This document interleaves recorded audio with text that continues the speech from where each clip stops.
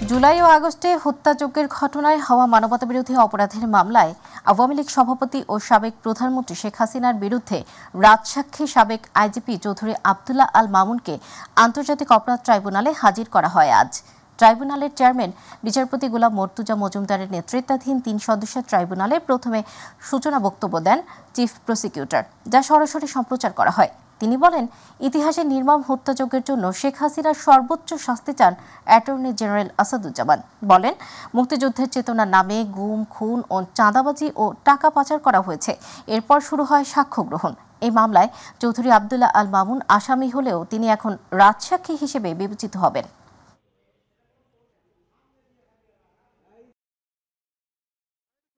বাংলাদেশের ইতিহাসে সম্ভবত প্রথমবারের মতো আপনারা এবার সরাসরি এই বিচারটাকে টেলিভিশনে উদ্বোধনী যে বক্তব্য হয়েছে সরাসরি টেলিকাস্ট করা হয়েছে। আমাদের এখানে ইফস অ্যান্ড বাটসের কোনো প্রশ্ন নাই। আমাদের কাছে যা সাক্ষী আছে, যা প্রমাণ আছে, আমরা আদালতের সামনে উপস্থাপন করব। আদালতকে বলেছি, ন্যায় বিচারের ধারণা মানে উভয় পক্ষই যাতে বোঝেন তাকে ন্যায় বিচার থেকে বঞ্চিত করা হয়নি। আমরা ন্যায় বিচারের পথে যত বাধার প্রাচীর আসুক না কেন, সমস্ত বাধার ব্যারিকেড আমরা ভেঙে ন্যায় বিচারের পথ ধরে এগিয়ে যাব।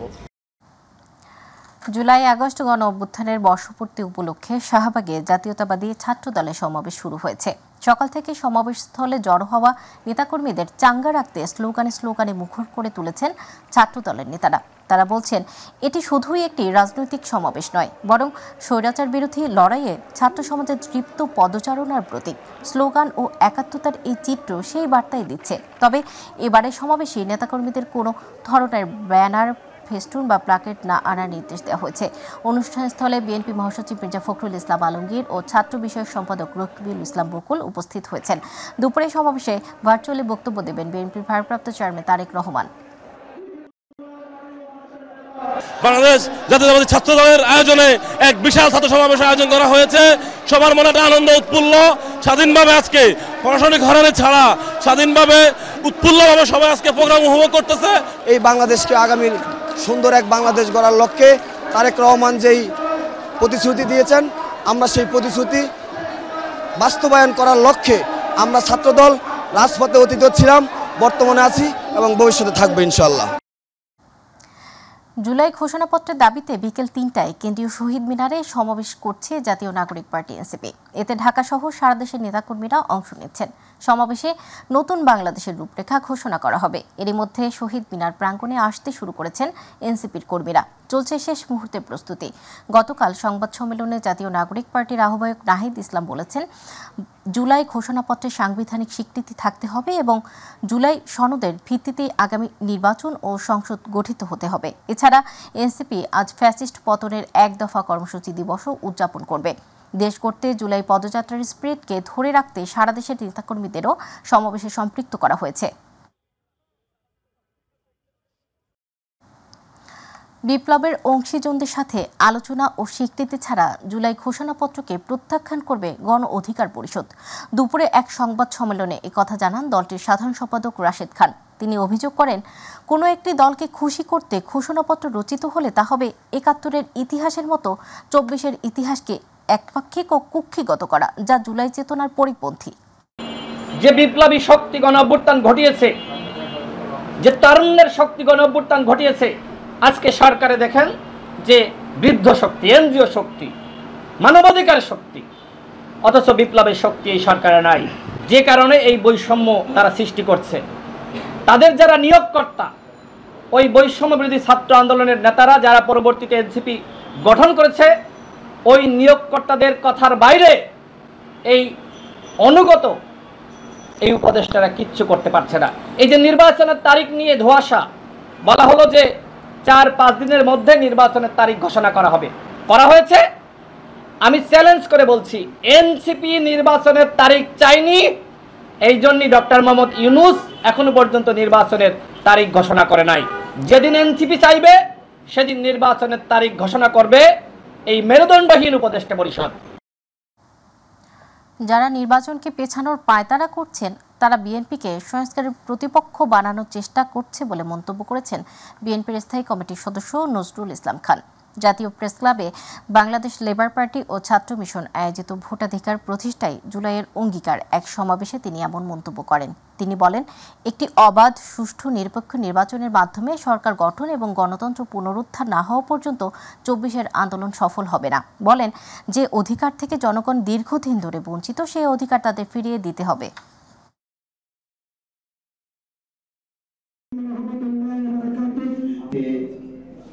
আমাদের দেশের সাধারণ মানুষের সমর্থনে আমরা ফ্যাসিবাদকে বিদায় করতে পেরেছি, কিন্তু এখনো গণতন্ত্র পুনঃপ্রতিষ্ঠা করতে পারি নাই।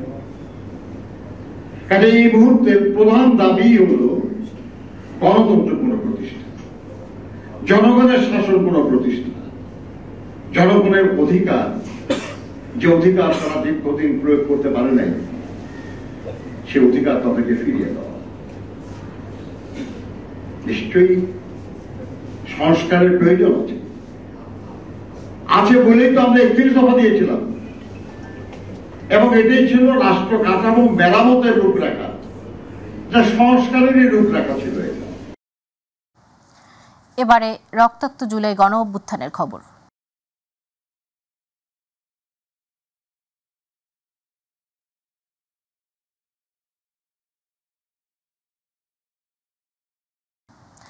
চব্বিশের ৩ আগস্ট আন্দোলনকারীদের কাছে ছিল ৩৪ জুলাই। এদিন নানা শ্রেণী পেশার আপামর জনসাধারণ কেন্দ্রীয় শহীদ মিনারে জড়ো হয়। উদ্বেলিত ছাত্র জনতার প্রতিবাদী স্লোগানে প্রকম্পিত হয় ঢাকার আকাশ বাতাস। শহীদ মিনার থেকে ঘোষিত হয় সরকার পতনের এক দফা। বিভিন্ন স্থানে আন্দোলনকারীদের উপর চালানো হয় হামলা। এতে গাজীপুরে একজন নিহত ও অসংখ্য ছাত্র জনতা আহত হয়। মিফতা গালিবের রিপোর্টে বিস্তারিত। 2024-এ ৩ আগস্ট সরকারের পদত্যাগের এক দফা দাবিতে উত্তাল হয়ে ওঠে বাংলাদেশ। ঢাকায় কেন্দ্রীয় শহীদ মিনারে জমায়েত হয় শিক্ষার্থী সহ হাজারো জনতা। বৈষম্য বিরোধী ছাত্র আন্দোলনের ডাকে রাজধানী সহ দেশের ৩৩টি জেলা ও মহানগরে বিক্ষোভ কর্মসূচি পালিত হয়। কেন্দ্রীয় সমন্বয়কারী নাহিদ ইসলাম ঘোষণা করেন যে তাদের সরকারের সাথে আলোচনার কোনো পরিকল্পনা নেই এবং শেখ হাসিনার পদত্যাগ ও সবার কাছে গ্রহণযোগ্য একজন ব্যক্তির নেতৃত্বে জাতীয় সরকার গঠনের দাবিতে লং মার্চ টু ঢাকা কর্মসূচি ঘোষণা করেন। হাসিনা আলোচনার প্রস্তাব দিলেও ছাত্ররা তার প্রস্তাব প্রত্যাখ্যান করে। গাজীপুরের শ্রীপুরে পুলিশের সঙ্গে আন্দোলনরত শিক্ষার্থীদের সংঘর্ষে একজন নিহত হন। দুপুর ১:৩০টার দিকে কুমিল্লার রেসকোর্সে ছাত্রলীগ, যুবলীগ ও স্বেচ্ছাসেবক লীগের নেতাকর্মীরা আন্দোলনকারীদের উপর হামলা চালায় এবং শিক্ষার্থীদের উপর প্রকাশ্যে গুলি চালায়। এতে ১০ জন শিক্ষার্থী গুলিবিদ্ধ হয় এবং মোট ৩০ জন আহত হয়। বগুড়ায় আন্দোলনরত শিক্ষার্থীদের সঙ্গে পুলিশের দফায় দফায় সংঘর্ষের ঘটনা ঘটে। বিকেল ৪টা থেকে সন্ধ্যা ৬টা পর্যন্ত এই সংঘর্ষ চলে। সংঘর্ষ চলাকালে পুলিশ কাঁদানে গ্যাসের shell, sound grenade, rubber bullet ও শটগানের রাউন্ড নিক্ষেপ করে। নগরীর সাতমাথা, সার্কিট হাউস মোড়, রোমেনা আফাজ রোড, কালীবাড়ি মোড়, জেলখানা মোড় সহ বেশ কয়েকটি এলাকা রণক্ষেত্রে পরিণত হয়। সিলেটে পুলিশের সঙ্গে ছাত্রছাত্রীদের সংঘর্ষের ঘটনায় শতাধিক মানুষ আহত হয়। অন্তত ৬ জন শিক্ষার্থী গুলিবিদ্ধ হন এবং আরও ৫০ জন শিক্ষার্থী আহত হন। মিফতা গালিব, মাই টিভি। ছাত্র জনতা যে লক্ষ্য নিয়ে ফ্যাসিবাদ মুক্ত বাংলাদেশ বিনির্মাণে জুলাই গণ অভ্যুত্থানের মাধ্যমে শেখ হাসিনা সরকারকে পতন ঘটিয়েছিল, সে লক্ষ্য পুরোপুরি অর্জিত হয়নি বলে মন্তব্য করেছেন জুলাই গণ অভ্যুত্থানের অন্যতম যোদ্ধা সামান্তা শারমিন।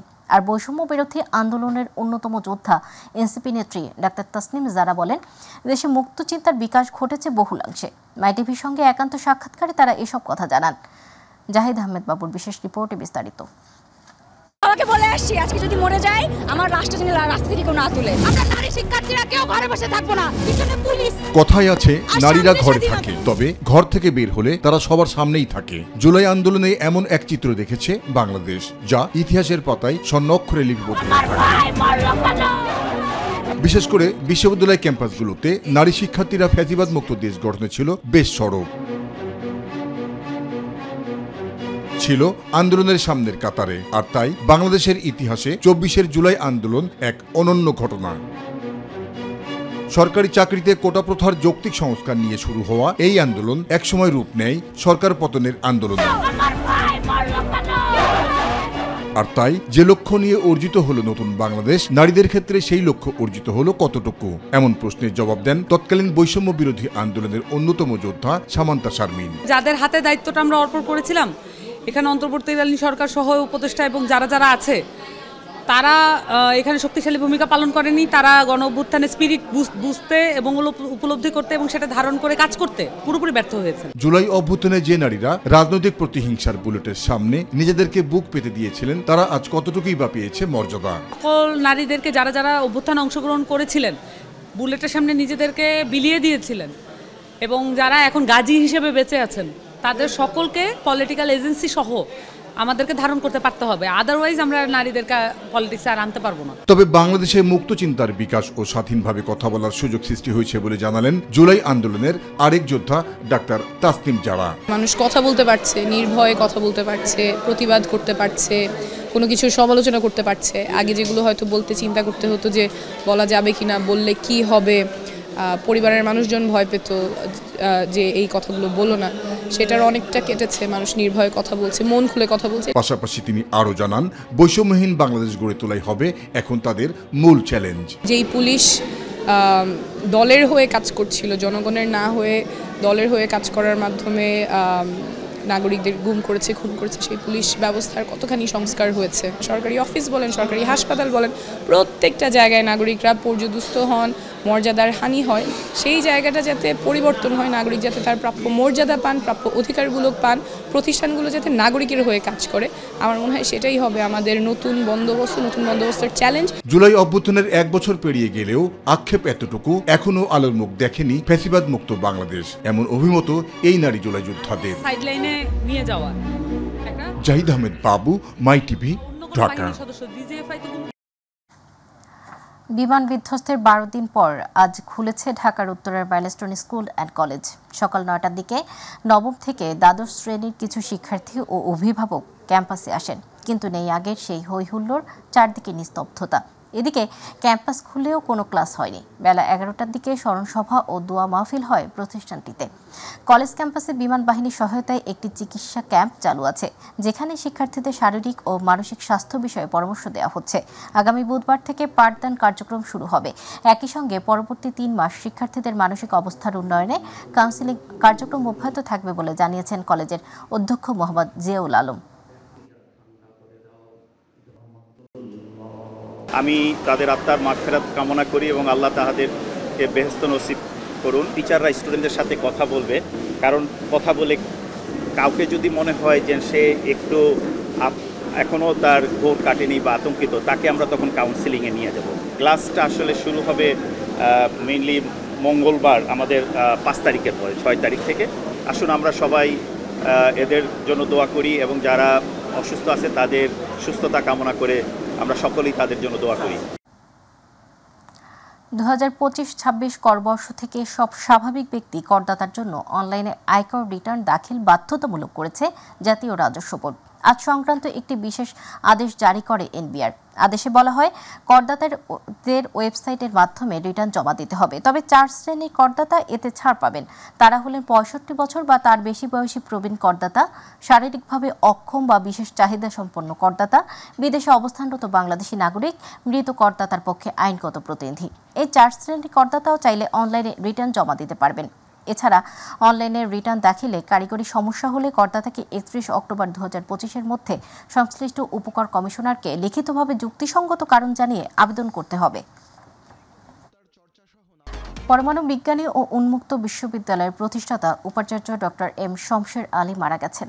গত রাত 3:30টার দিকে রাজধানীর একটি হাসপাতালে চিকিৎসাধীন অবস্থায় তার মৃত্যু হয়। জোহর নামাজের পর ধানমন্ডির 7 এর বাইতুল আমান মসজিদে শমশের আলীর জানাজা অনুষ্ঠিত হয়। তার মৃত্যুতে আজ রোববার বিশ্ববিদ্যালয়ে সাধারণ ছুটি থাকবে। অধ্যাপক শমশের আলী 2004 থেকে 2012 সাল পর্যন্ত বাংলাদেশ বিজ্ঞান একাডেমির সভাপতির দায়িত্ব পালন করেন। এছাড়া তিনি বাংলা একাডেমির একজন ফেলো, বাংলাদেশ এশিয়াটিক সোসাইটির আজীবন সদস্য এবং আমেরিকান ফিজিক্যাল সোসাইটিরও সদস্য ছিলেন।